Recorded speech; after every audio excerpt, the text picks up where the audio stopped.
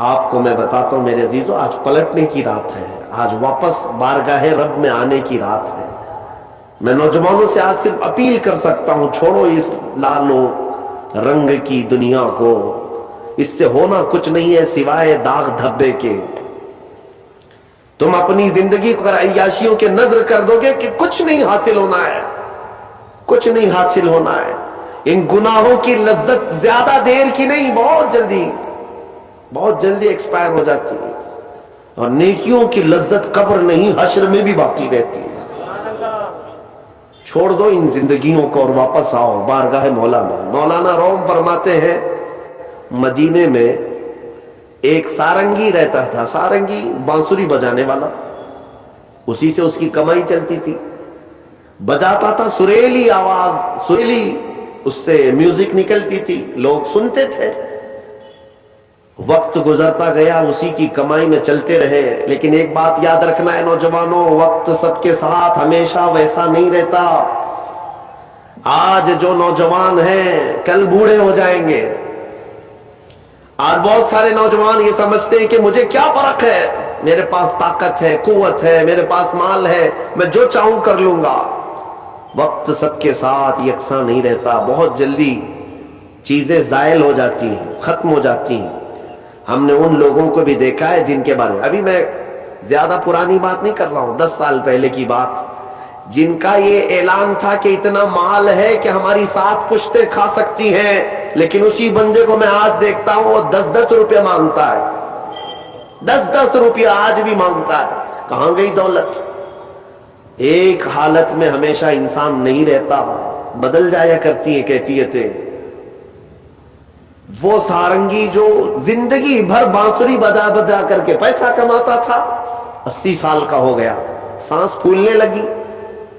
اب جب سانس پھولنے لگی تو بانسری بجتی نہیں، لے ٹوٹ جاتی ہے، لوگ نہیں سنتے تھے، کہتے تھے بڑھاپے میں اس کی بانسری بجتی ہی نہیں، کیا بات اس کی باجے کو سنے۔ لوگ چھوڑ چھوڑ کر کے جانے لگے، نہ کوئی محفل گرم ہوتی، نہ کوئی اس کو پیسہ دینے والا تھا۔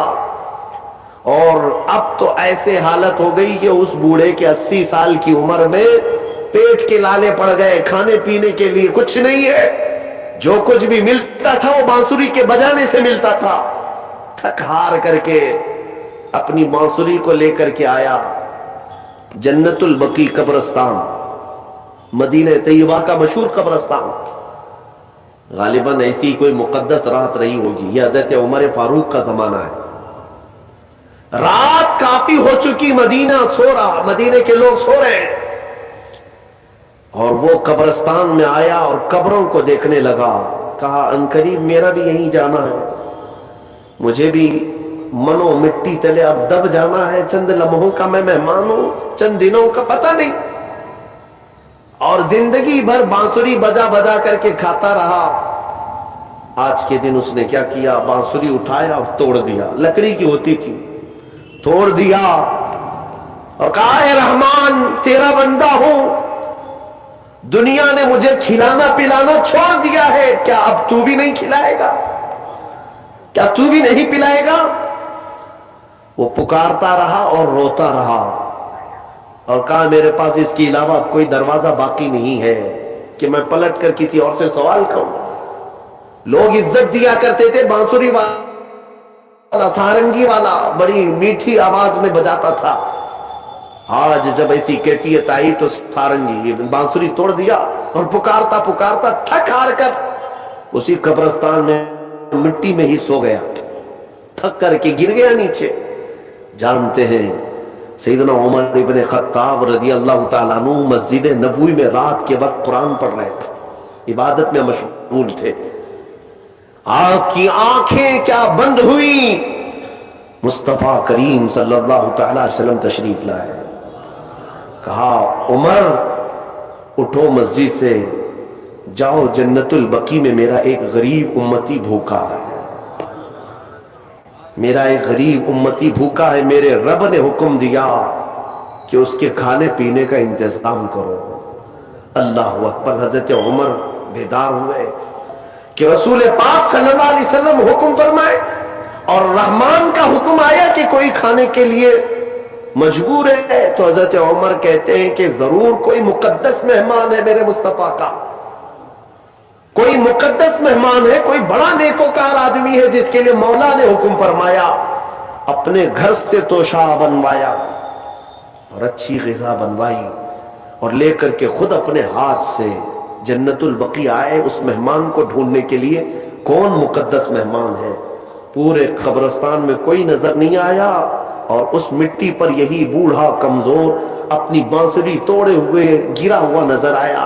آپ گئے, اس کو جگایا, پوچھا کون ہو؟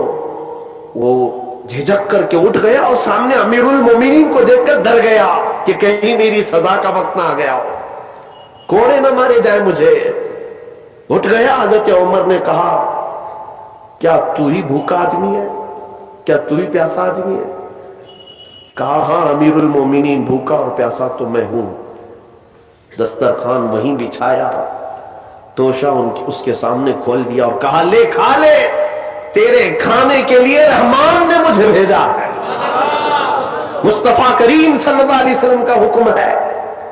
وہ بوڑھا ایک لقمہ کیا اٹھایا تھا کہ کرب سے اور درد سے رونے لگ گیا اور کھڑا ہو گیا اور پکار کر کے کہنے لگا اے مولا, اے رب قدیر, 80 سال کا ہو گیا, زندگی بھر لوگوں کو خوش کرنے کی کوشش میں تجھ سے منہ پھیرا رہا, آج ایک رات تجھے کیا پکارا کہ تو نے وقت کے امیر المومنین کے ہاتھ میرا توشہ بھیجا, وقت کے امیر المومنین کے ہاتھ میرے کھانے اور روٹی کا انتظام کیا. یہ کہہ کر کہ وہ بے ہوش ہو کر گر پڑا. میرے عزیزوں, یہ آج کی رات میں تم سے اتنا مطالبہ کروں گا, دیر ابھی بھی نہیں ہوئی, پلٹ آنے کا وقت ہے. وَتُوبُوا إِلَى اللَّهِ جَمِيعًا أَيُّهَا الْمُؤْمِنُونَ, تم سب کے سب اللہ کی طرف لوٹ آؤ اے مومنو. میرا مولا فرماتا ہے لعلکم تفلحون, ان قریب تم کامیاب ہو جاؤ گے, تم کامیاب ہو جاؤ گے.